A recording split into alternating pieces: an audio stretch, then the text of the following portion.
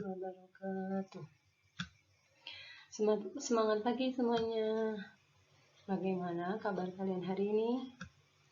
Semoga kalian semua dalam keadaan sehat hari ini dan senantiasa dalam lindungan Allah Subhanahu wa taala. Amin amin ya rabbal alamin. Alhamdulillah, berjumpa kembali dengan saya Bu Retno dalam mata pelajaran Sejarah Kebudayaan Islam. Hari ini kita masih membahas bab 3 tentang peradaban Islam Daulah Utsmani.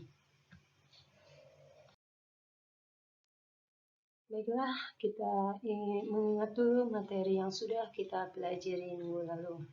Kita sudah belajar tentang apa minggu lalu? Tentang strategi dan kebijakan Daulah Utsmani. Di pertemuan minggu lalu sudah dijelaskan tentang khalifah-khalifah Daulah Utsmani di periode pertama, yaitu ada 4 khalifah. Yang pertama Utsman I yang dikenal sebagai pendiri dari Daulah Utsmani, yang kedua Sultan Orkan, yang ketiga Sultan Murad I, dan yang keempat Sultan Bayazid I. Di masa kepemimpinan Sultan Bayazid I, terjadi perselisihan di antara keluarga Bayazid atau putra-putra dari Bayazid I. Sehingga pada masa kepemimpinan Bayazid I dan setelahnya terjadi kemunduran dari Daulah Utsmani. Baiklah, untuk materi hari ini kita mempelajari tentang kemajuan peradaban Islam pada masa Daulah Utsmani. Tujuan pembelajaran hari ini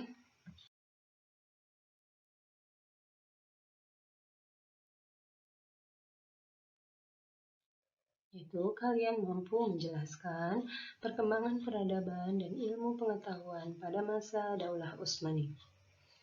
Baik, langsung ke materi.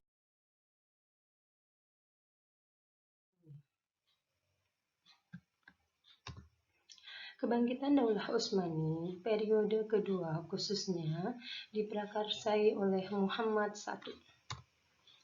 Muhammad I berhasil meredam perselisihan dari putra-putra Bayazid. Sultan Muhammad I ini merupakan putra bungsu dari Bayazid. Ya, Muhammad I merupakan putra bungsu dari Sultan Bayazid I. Bisa dikatakan bahwa Sultan Muhammad I ini adalah pendiri Daulah Utsmani periode kedua. Dengan tekad yang kuat, Sultan Muhammad I mempersatukan seluruh keluarga dan saudara-saudaranya, sehingga Daulah Utsmani bangkit dan berjaya, melebihi dari kejayaan yang diperoleh pendiri Daulah Utsmani di periode pertama.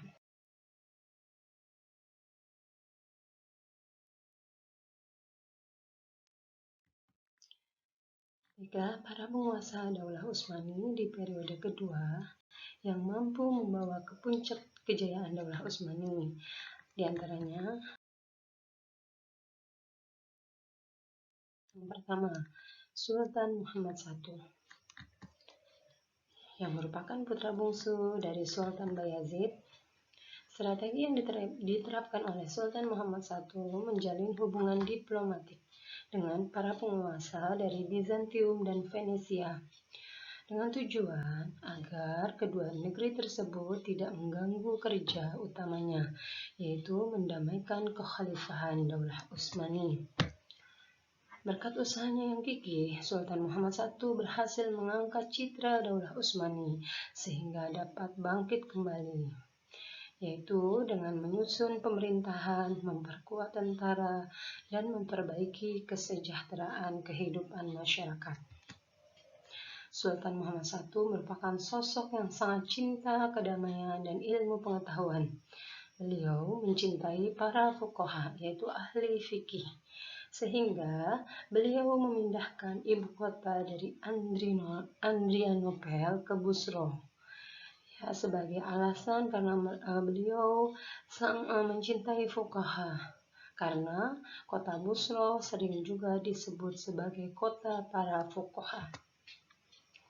Pada tahun 824 Hijriah atau 1421 Masehi, Sultan Muhammad I meninggal dunia di kota Urna pada usia 43 tahun. Selanjutnya yang kedua yaitu Sultan Murad II. Beliau menggantikan ayahnya yaitu Sultan Muhammad I pada usia yang masih muda yaitu 18 tahun. Cita-cita Sultan Murad II melanjutkan perjuangan ayahnya, Sultan Muhammad I. Prioritas utama dari perjuangan Sultan Murad II merangkul kembali daerah-daerah yang terlepas dari Daulah Utsmani sebelumnya, seperti Asia Kecil, Saloniki, Albani, Falak, dan Hongaria. Sultan Murad II membuat istana penguasa bernuansa akademis. Hal tersebut dilakukan agar kegiatan keilmuan tetap berkembang sesuai dengan zamannya. Sultan Murad II mengirimkan sejumlah uang untuk kesejahteraan penduduk Mekah, Madinah, dan Baitul Maqdis, yaitu 3.500 dinar setiap tahunnya. Beliau wafat pada tanggal 16 Muharram 855 Hijriah atau 18 Februari 1451 Masehi. Beliau wafat di Adrianople, kemudian beliau dimakamkan di Masjid Jami' Muradiyah di Busra. Yang ketiga, Sultan Muhammad II Al-Fatih.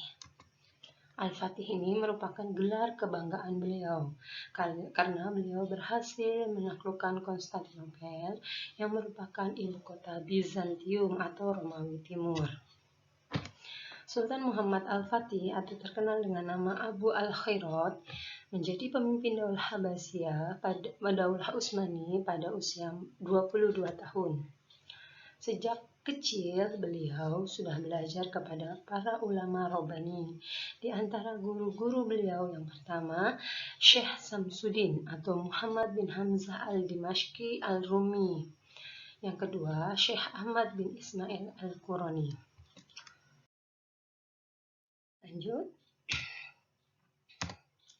Konstantinopel ini merupakan salah satu kota yang terpenting di dunia. Kota ini dibangun sekitar tahun 330 Masehi oleh Kaisar Bizantium yang bernama Konstantin I. Sehingga letak Konstantinopel ini sangat strategis, sehingga ada yang mengatakan andai kata dunia ini adalah kerajaan, maka Konstantinopel ini akan cocok untuk menjadi ibu kota kerajaan itu. Konstantinopel jatuh ke tangan umat Islam pada tanggal 20 Jumadil Ula tahun 857 Hijriah atau 29 Mei 1453 Masehi. Setelah memasuki Konstantinopel, Sultan Muhammad Al-Fatih memberikan perlindungan kepada masyarakat Konstantinopel. Dan di sana terdapat sebuah gereja besar yang bernama Hagia Sophia atau Hagia Sophia.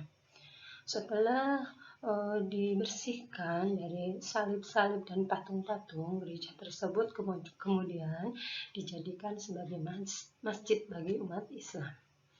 Akhirnya, kota Konstantinopel dijadikan sebagai ibu kota kerajaan Turki Utsmani dan diganti namanya dengan nama Istanbul atau kota Islam yang kemudian dikenal dengan nama Istanbul.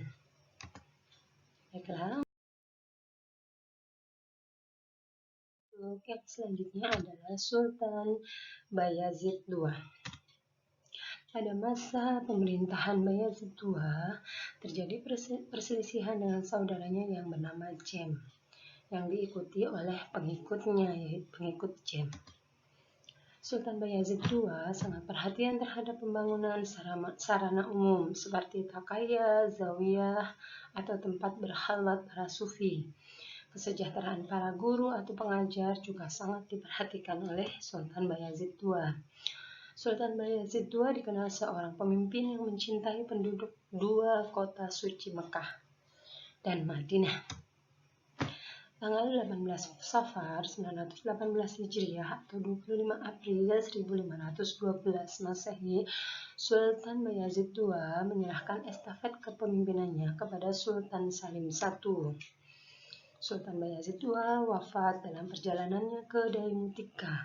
Kemudian jenazahnya dibawa ke Istanbul dan dikuburkan di dekat Masjid Jami yang dibangunnya.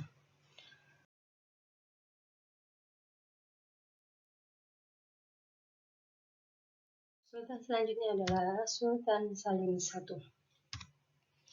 Di masa pemerintahan Sultan Salim I, banyak kebijakan yang dilakukan dalam bidang kemiliteran. Para sejarawan sepakat bahwa Sultan Salim I telah mempersiapkan Daulah Utsmani untuk mencapai titik puncaknya atau untuk mencapai puncak kejayaannya pada masa putranya nanti adalah Sulaiman Al-Qanuni. Sultan Salim I juga merupakan seorang pujangga yang menulis puisi dalam bahasa Turki dan Persia menggunakan mahlas selimi, yang kumpulan puisi Persianya sampai saat ini masih ada. Selanjutnya yaitu Sultan Sulaiman Al-Qanuni. Pada masa kepemimpinan Sultan Sulaiman Al-Qanuni, Daulah Utsmani mencapai puncak kejayaannya. Dan Sultan Sulaiman Al-Qanuni ini merupakan sultan yang paling lama menduduki jabatan kesultanan di Daulah Utsmani. Sulaiman Al-Qanuni lahir pada tanggal 6 November 1469 Masehi di Trabzon. Ya, peristiwa penting di masa kepemimpinan Sultan Sulaiman Al-Qanuni yaitu upaya penyempurnaan Undang-Undang Daulah Turki Utsmani. Beliau diberi gelar Al-Qanuni atau The Magnificent, yang artinya pembuat undang-undang, karena jasanya meletakkan dasar-dasar hukum bagi Daulah Utsmani. Dan beliau adalah yang paling lama menjabat sebagai Sultan Daulah Utsmani. Kitab undang-undang itu diberi nama Multaqo al-Abror atau Multaqul Abrur, yang artinya muara segala samudra. Ketika hukum konun mencapai bentuk akhirnya, undang-undang tersebut dikenal dengan Konun Utsmani. Undang-undang tersebut diterapkan selama lebih dari 300 tahun atau 3 abad lamanya. Sultan Sulaiman Al-Qanuni melakukan pembangunan yang fenomenal, yaitu pembangunan Masjid Sulaiman yang terdiri dari 81 masjid jami, 52 masjid kecil, 55 madrasah, dan lain sebagainya. Lanjut, untuk Sultan Sulaiman Al-Qanuni, ya, beliau mendatangkan seniman di istana.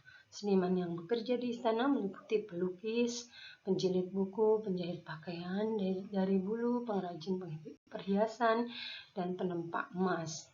Istanbul menjelma menjadi pusat kesenian, visual, musik, penulisan, dan filsafat. Ini adalah periode yang paling kreatif dalam sejarah Daulah Utsmani. Penaklukan yang dilakukan oleh Sultan Sulaiman Al-Qanuni menyebabkan kesultanan menguasai kota-kota besar Islam seperti Mekah, Madinah, Yerusalem, Damaskus, dan Baghdad. Sebagian di Balkan serta sebagian besar di Afrika Utara. Pemerintahan pada masa Sultan Sulaiman Al-Qanuni merupakan puncak dari kejayaan politik dan puncak keemasan pemerintahan Daulah Utsmani yang mencakup 3 benua. Sultan Sulaiman Al-Qanuni wafat pada tanggal 5 September 1566 Masehi.